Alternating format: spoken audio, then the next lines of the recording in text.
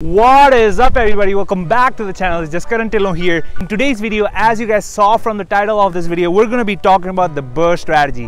What is the BRRRR strategy? How you guys can use it to buy your first ever property or multiple properties, because the BRRRR strategy is the strategy that a lot of investors that are coming into my channel are utilizing to buy 7, 8, 10 properties into 1 year without having to worry about the loans, without having to worry about the down deposits. So how are they doing it? I'm going to be talking about all of that in today's video, so stay tuned. And now let's get into today's video. All right, you guys, so now let's get this video started, and let's start it out by actually defining what BRRRR is. So BRRRR stands for buying, rehabbing or renovating, renting out that place, refinancing it, and repeating the whole process again and again.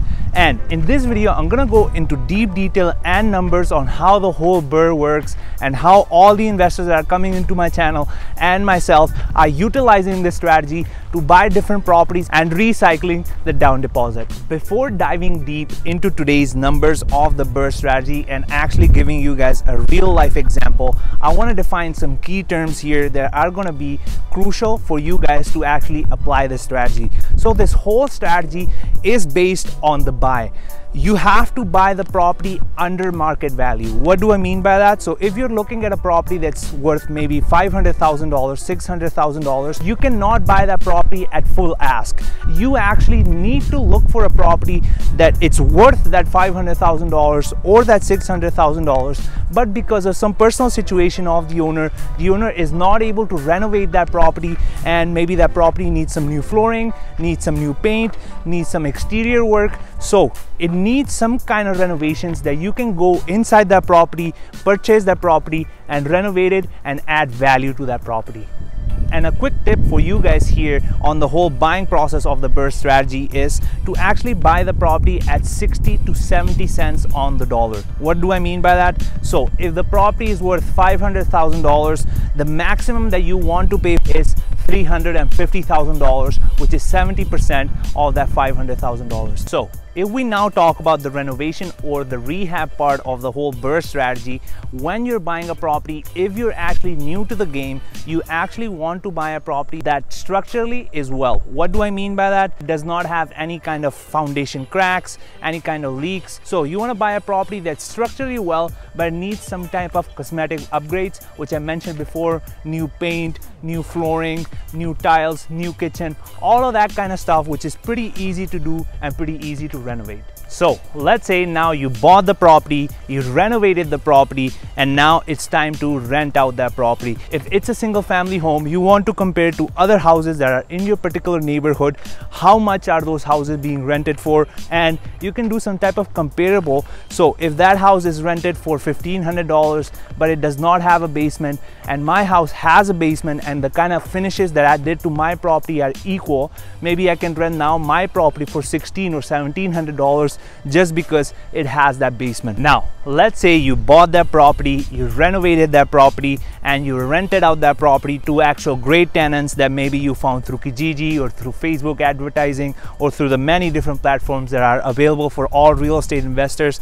Now the big part here is refinancing your property. Before I talk about the refinance, if you're confused, stay tuned throughout the whole video. Leave some comments in the comment section down below to let me know your thoughts, to let me know your questions, so I can answer all of your questions. I'm gonna give you some real life examples of how the whole BRRRR strategy works and how I've used it, and how a lot of the investors that are coming into my channel are using it to buy multiple properties in 1 year. Now that you have completed the 3 steps that I mentioned, buying it, rehabbing it and renting it out, now you have 2 options. The first option is actually hiring out your own appraiser, so a third-party appraiser aside from the bank that's gonna appraise the property, hopefully at a higher value that you bought it for. Or the second option is going directly to the bank and letting the bank know that you have bought this asset and you want the bank to actually appraise the property for you.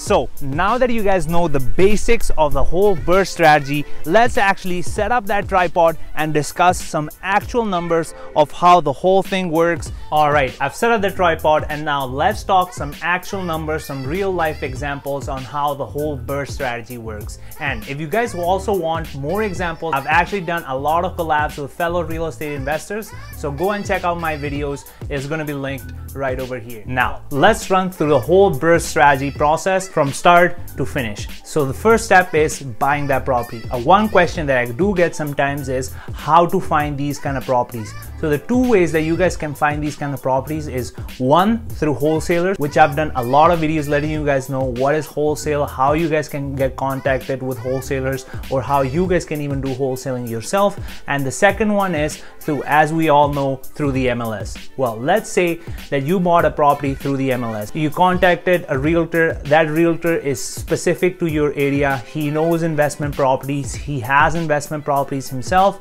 and he tells you that this property that you're looking at renovated is worth $500,000, but because of some personal situation, the owner is willing to sell that property for $350,000, which is what the property is listed for. So let's say you buy that property for $350,000, which is basically 70 cents on the dollar. Now, obviously the property that you bought needs some work. So let's say it needs new flooring, new paint, new exterior paint, maybe new appliances, all that kind of stuff. So you put all in all $30,000 to renovate the property and put it up to a higher standard for renters to come in and rent the property.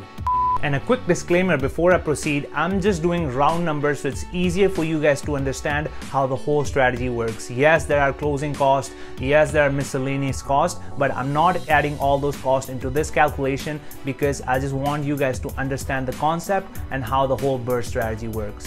So all in all, you bought the property for $350,000. Now you renovated it for $30,000. You're all in for $380,000. And let's say it's a 3-bedroom, 2-washroom house. And now your realtor helped you out with making the market analysis, and you can rent out that house for $1,500. So $350,000 for the purchase, $30,000 for the renovations. Now you rented out that house to great tenants, and now you're getting on a monthly basis $1,500. So now the whole process evolves in refinancing the property. So here, as I mentioned before, you have two options. One, which is contacting your own appraiser and appraising that property, or the second one is actually going directly to the bank or directly going to the mortgage broker that you're working with and letting him know or her know that this is the property that you want to refinance, and they're gonna suggest you which bank you go with, and the bank will have their own person go and appraise the property. Now, the person appraising the property appraises the property based on comparables and puts a value to your property for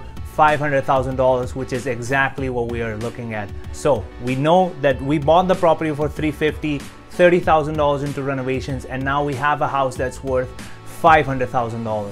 This is the part where you're actually gonna refinance the property. Now that you have a property that's worth $500,000 and all that you have put in is $380,000 after the purchase and the renovations, the bank is gonna give you a loan against the property now that's worth $500,000. So they're gonna give you either 75% or 80% loan to value based on that $500,000. So for example purposes, let's say they give you 80% loan to value. So 80% of $500,000 is $400,000. Basically, we were all in for $380,000. Now the bank has paid us $400,000, which is the loan against the property. So all in all, we actually made money to buy that property because one, we don't have any down deposit or any kind of money of our own left in that property. And the second one, we have a cash flowing asset that's paying us on a month-to-month basis without any of our money in that property. The last step of the whole BRRRR process is,